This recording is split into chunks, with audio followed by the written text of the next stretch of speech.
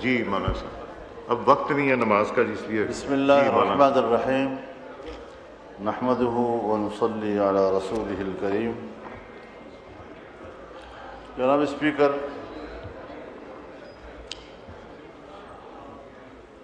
آج ایسا مجھے محسوس ہو رہا ہے کہ آپ کچھ دباؤ میں ہیں اور نارمل موڈ میں نہیں ہیں، تو اس ایوان کی کارروائی میں آپ کے موڈ کا بھی بڑا رول ہوتا ہے۔ کچھ تھوڑا سا اپنے آپ کو نارملائز بھی کیا جائے، نیوٹرلائز بھی کر لیں اپنے آپ کو، تو پھر انشاءاللہ ہم اپنی بات بڑی اچھی طریقے سے ڈیلیور کر سکیں۔ مولانا صاحب، یہ وہ کرسی ہے جہاں نہ حکومت خوش ہوتی نہ اپوزیشن خوش ہوتی، تو یہ سب سے مشکل کرسی ہے، اور دباؤ میں تو میں ہر وقت ہی رہتا ہوں کہ ان کو بھی بچانا ہے، ان کو بھی بچانا ہے، ان کو بھی موقع دینا ہے، ان کو بھی موقع دینا ہے، مگر میں اس دباؤ میں نہیں آتا جو زبردستی کرانے کے لیے یہاں کھڑ کے لیا جاتا ہے۔ میں نے کہا تھا تشریف رکھیں۔ جی شکریہ۔ بات زبردستی کی نہیں ہے، ایک رکن ایوان کی حیثیت سے گفتگو کا اور اپنی بات کرنے کے حق کی ہے، سو وہ ہمارا حق ہے۔ قانون سازی ہوئی اور اس قانون سازی پر، اسی فلور پر ہم اپنے تحفظات کا اظہار کر چکے ہیں۔ ہم نے اس قانون سازی کو قرآن و سنت کے منافی اور آئین کے منافی تصور کیا ہے، اور اگر ہم نے آپ سے یہ کہا ہے کہ اسلامی نظریاتی کونسل موجود ہے جہاں شریعت انوالو ہو، وہاں کم از کم یہ چیزیں وہاں بھیج دی جائیں تاکہ وہاں سے واضح طور پر رائے آ جائے کہ علماء کرام کیا کہتے ہیں، مذہبی لوگ کیا کہتے ہیں۔ اس میں آئینی ماہرین بھی ہیں، قانونی ماہرین بھی ہیں، تمام مکاتب فکر کی نمائندگی ہے، لیکن اس طرح آپ نظر انداز کر کے اور پھر قانون کے پیچھے لکھا ہوتا ہے کہ ہم اقوام متحدہ، کبھی FATF، کبھی IMF اور ان کے منشور اور فلاں کے تقاضوں کے مطابق قانون سازی کر رہے ہیں۔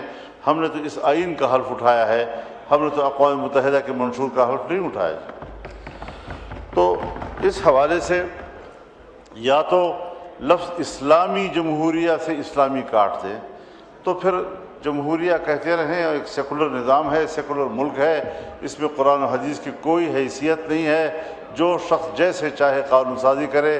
کس کی پیروی ہو رہی ہے، کس ایجنڈے کی پیروی ہو رہی ہے، اس پر میں اپنے شدید احتجاج اس ایوان کے فلور پر نوٹ کرا رہا ہوں، اور یہ بات واضح کر دینا چاہتا ہوں کہ ہم ایسے قانون ملک پہ چلنے نہیں دیں گے۔ آپ نے جس طرح کے آئینی قوانین بنائے ہیں، جس طرح کے آئینی قوانین میں آپ نے ترمیم کی ہے، میں اعلان کرتا ہوں کہ میں سرعام اس کی خلاف ورزی کروں گا، اور 15 سال اور 16 سال اور 12 سال اور 10 سال کے جوانوں کی شادیاں کراؤں گا اور ان میں خود بیٹھوں گا۔ آپ بتائیں گے کہ پھر آپ کس طرح میرا مقابلہ کرتے ہیں۔ میں آپ کے قانون کو چیلنج کرتا ہوں، میں آپ کی قانون سازی کو چیلنج کرتا ہوں، میں آپ کی ذہنیت کو چیلنج کرتا ہوں۔ یہ کیا طریقہ ہے ہمارے ملک میں مسلمان کہلانے والے؟ یہاں پر آپ کے نائب وزیر اعظم اور وزیر خارجہ نے فلور پر میری گفتگو کے جواب میں فرمایا کہ ہم بھی تو اللہ اور رسول کو ماننے والے ہیں، اگر آپ کی نظر میں یہ اس کے خلاف ہے تو آپ ترامیم دیں۔ میں نے ان سے فون پر بات کی اور میں نے کہا کہ آپ نے فوری طور پر مجھے جواب دیا ہے، ذرا اپنے ماحول سے مشورہ کر کے آپ نمائندگی لے لیں، مینڈیٹ لے کر پھر آپ بتائیں، ہم ایک کمیٹی بنا کر آپ کے ساتھ بات کرنے کو تیار ہیں۔ انہوں نے کہا ٹھیک ہے۔ اس کے بعد کوئی سوال جواب نہیں ہے۔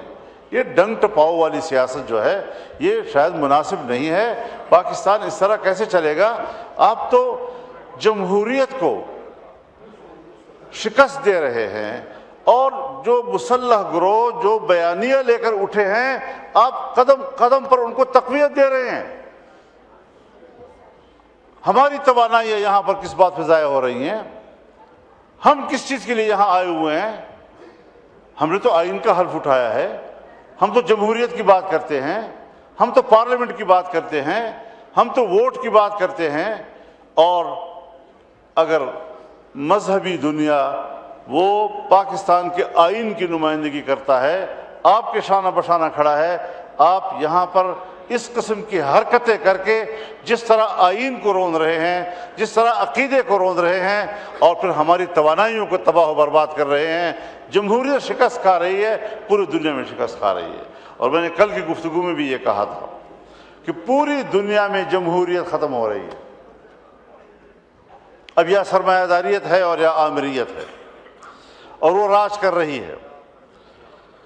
بات ہو رہی ہے بورڈ آف پیس کی، مجلس السلام کی، جو مسٹر ٹرمپ کا ایک نظریہ ہے۔ اس نظریے کا آغاز ان کے 20 نکاتی فارمولے سے ہوا ہے۔ 20 نکاتی فارمولہ امن کے لیے یہاں پر آپ کے وزیر خارجہ نے بیان دیا اس ہاؤس میں کہ اس پہ تبدیلی آئی ہے اور ہمیں بتائے بغیر تبدیلیاں لائی گئی ہیں۔ جب ہمارا اس پر اعتراض ہو گیا، فلور پر ہم نے اپنی قوم سے کہا، نمائندگان قوم سے کہا، اس کے بعد پھر آنکھیں بند کر کے وہاں چلے جانا اور ان کے 20 نکات کو قبول کرنے کا کیا تصور پیدا ہو سکتا ہے؟ کہیں کوئی ضمیر، کہیں کوئی ایک خود اعتمادی اپنے اوپر، کبھی اپنے ملک اور قوم پر خود اعتمادی، اور آج ہم اس میں جا رہے ہیں۔ آپ مجھے بتائیں کہ کیا ٹرمپ نے نہیں کہا اور کل کی تقریر میں نہیں کہا ہے اکنامک فورم پر کہ اگر حماس غیر مسلح نہیں ہوتا تو ان کا وہی حشر کیا جائے گا جو لبنان میں حزب اللہ کا کیا گیا؟ تو لبنان میں حزب اللہ پر حملہ اسرائیل نے کیا تھا، یعنی وہ فلسطینیوں کی قوت مزاحمت کو تو ختم کرنا چاہتا ہے اور اسرائیل کی قوت جارحیت کو تقویت دے رہا ہے۔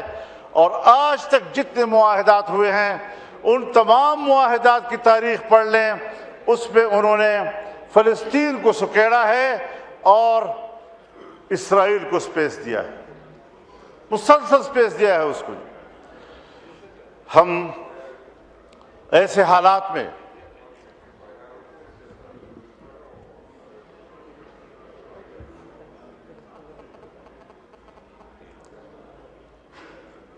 میں آپ سے مخاطب ہو جانا میری کوشش یہ ہوتی ہے کہ میں اسپیکر صاحب کو خطاب کروں اور رولز بھی یہی ہے۔ تو بنیادی بات یہ ہے کہ جہاں دھمکیاں ہیں، اگر ایسا کیا گیا تو میں ایسا کر دوں گا، ان کی ایسی تیسی پھیر دوں گا، تباہ و برباد کر دوں گا، کیا یہ صلح کی آغاز ہے؟ دنیا میں امن قائم کرنا، غزہ میں امن قائم کرنا، فلسطین میں امن قائم کرنا۔ افغانستان آئے امن کے لیے آ رہے، 20 سال تک اینٹ سے اینٹ بجا دی اس کی۔ عراق میں آئے امن قائم کرنے کے لیے آئے ہیں، عراق کی اینٹ سے اینٹ بجا دیا آپ نے۔ لیبیا میں آئے ہم امن کے لیے آئے ہیں، لیبیا کو تباہ و برباد کر دیا، منقسم کر دیا، آج وہاں کوئی نظام موجود نہیں ہے۔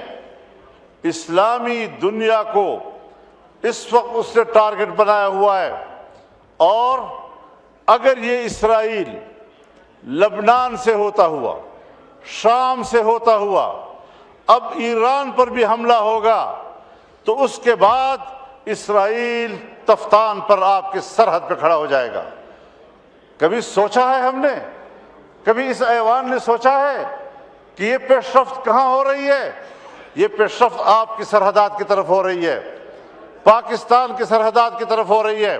اور میں یاد دلانا چاہتا ہوں، ایک بار پھر اس ایوان کو یاد دلانا چاہتا ہوں کہ جب اسرائیل وجود میں آیا تو اس کے پہلے صدر نے جو پہلا خارجہ پالیسی سٹیٹمنٹ دیا، اس پہ اس نے کہا کہ ہماری خارجہ پالیسی کی اساس ایک نوزائیدہ اسلامی ملک کا خاتمہ ہوگا۔ سو ان کے عزائم اس کی پیدائش کے دن سے آپ کے خلاف واضح ہیں۔ آپ نے ان کو ناجائز، مغرب کا ناجائز بچہ کہا، اس نے کہا میرا سیاسی زندگی کا آغاز اس مقصد کے لیے ہوگا کہ اس نوزائیدہ ملک کا خاتمہ کروں۔ ان کے ارادے بھی واضح ہیں، آپ کی سوچ بھی واضح ہے، اس کے بعد ہم آنکھیں بند کر کے دوڑ جاتے ہیں اور سیاسی قوت ہو ایک ہی جگہ پر دوڑ رہے ہوتے ہیں تاکہ ہم کسی طریقے سے اس بت کو راضی کر سکیں۔ اللہ کے مقابلے میں آج تم ایک ٹرمپ بت کو راضی کرنے کے میں لگے ہوئے ہو، اس سے بڑا شرک اور نہیں ہو سکتا۔ پاکستان کو اگر بچائے گا تو اللہ کی ذات بچائے گا، اگر پاکستان کو بچائے گا یہ 99 صفات اللہ کے ضمانت دیں گے۔ خدا کی قسم امریکہ نے آپ کے بنگال کو بھی نہیں بچایا، اور آج اگر یہ ملک ٹوٹے گا تب بھی آپ کو نہیں بچائے گا۔ کچھ خدا کا خوف کرو، ہم کدھر جا رہے ہیں؟ ایک قوم کی آزادی سلب ہو رہی ہے، 70,000 لوگ شہید کر دیے گئے ہیں، 1 لاکھ سے زیادہ بیماری اور بھوک سے مر گئے ہیں، 1.5 لاکھ سے زیادہ بے گھر ہو چکے ہیں، اور اس کے باوجود ہم ایسے صلح کو قبول کر رہے ہیں، ایسے فورم پر جا رہے ہیں جس کا آغاز دھمکیوں سے ہو رہا ہے، جس کا آغاز ایک فریق کو۔ اور اسرائیل کہتے ہیں اقوام متحدہ میں بھی تو اسرائیل بیٹھا ہے تو پاکستان میں بیٹھتا ہے، سلامتی کونسل میں بھی تو اسرائیل بیٹھتا ہے تو پاکستان میں بیٹھتا ہے۔ اگر یہ دلیل ہے آپ کی تو پھر آپ مجھے بتائیں کہ 1948 سے لے کر آج تک آپ کے پاسپورٹ پر کیوں لکھا ہوا ہے کہ سارے ویزے لگ سکتے ہیں سوائے اسرائیل کے؟ اگر بیٹھنا کسی جگہ پر کسی فورم پر وہ دلیل ہے، لیکن آج وہ غزہ کے معاملے میں صرف فریق ہی نہیں قاتل ہے، اور عالمی عدالت انصاف نے اس کو مجرم قرار دیا ہے اور یہ حکم دیا کہ جہاں سے وہ گزرے کسی بھی ملک میں اس کو گرفتار کیا جا سکتا ہے۔ مگر امریکہ میں بھی اس کو پروٹوکول دیا جا رہا ہے، ٹرمپ بھی اس کو پروٹوکول دے رہا ہے، اور ایک قاتل، ایک فریق آج وہ صلح کے میز پر بیٹھا ہوگا، ثالثی کا کردار ادا کرے گا۔ کوئی ہے خدا کا خوف کہیں پر؟ کرو، سب کچھ کرو، ہمیں امن چاہیے، لیکن امن چاہیے کہ بھی راستے ہوتے ہیں۔ ہم قبائلی لوگ ہیں، جرگوں کو جانتے ہیں، صلح کے اصولوں کو جانتے ہیں، کس طرح معاملات ہوتے ہیں۔ جناب اسپیکر، پاکستان پر رحم کرو خدا کے لیے۔ ہندوستان ہمارا دشمن، افغانستان سے ہماری لڑائی، چین ہم سے مایوس، ایران کے ہمارے بارے میں تحفظات، ہم جس جغرافیائی ماحول میں گھرے ہوئے ہیں، ہر طرف معاشی ترقی ہو رہی ہے، ایک پاکستان ہے جو ڈوب رہا ہے۔ کیا کبھی آپ نے اپنے ملک کی معیشت کو بہتر بنانے کا سوچا ہے؟ کیا آپ نے کبھی اپنے غریب کو سوچا ہے؟ اس حوالے سے ہم جس طرف جا رہے ہیں یہ پاکستان کے مستقبل کی تاریکی کا ایک اقدام ہے۔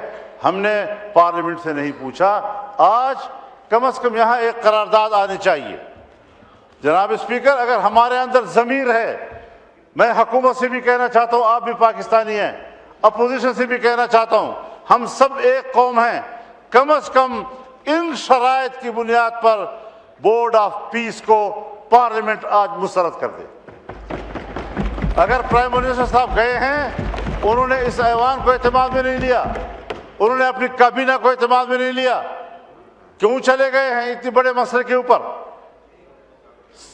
آخر 1 لاکھ لوگ شہید ہوئے ہیں، در بدر ہو گئے ہیں، گھروں سے نکل چکے ہیں، ہمارا کہاں کیا مقام رہ گیا ہے دنیا کے اندر؟ نماز کا ٹائم ہو گیا۔ اس حوالے سے ہمارے بہت تحفظات ہیں، اور اگر اس قسم کے فورم پر ہمارا ملک بیٹھتا ہے، میں آپ کی اس حکومت کو جعلی بھی کہہ چکا ہوں، آپ کی اکثریت کو جبری بھی کہہ چکا ہوں، اور جعلی اور جبری نظام کے خلاف اپنے جہاد کو جاری رکھنا یہ ہمارا قومی فریضہ ہوگا، دینی فریضہ ہوگا، اور انشاءاللہ العزیز یہ جنگ جاری رہے گی، آپ نہیں جیت سکیں گے یہ جنگ۔ اللہ تعالیٰ ہماری مدد فرمائے، لیکن آپ ذرا مہربانی کریں، ایوان سے کہیں کہ اس طرز عمل کو مسترد کر دے، اور آئیں ایوان سے مشورہ کریں، ملک سے مشورہ کریں، عوام کے نمائندوں سے مشورہ کریں، اپنی کابینہ سے کم از کم مشورہ کریں، اور قانون سازی جہاں پر شریعت انوالو ہو کم از کم اسلامی نظریاتی کونسل میں بھیج دیں۔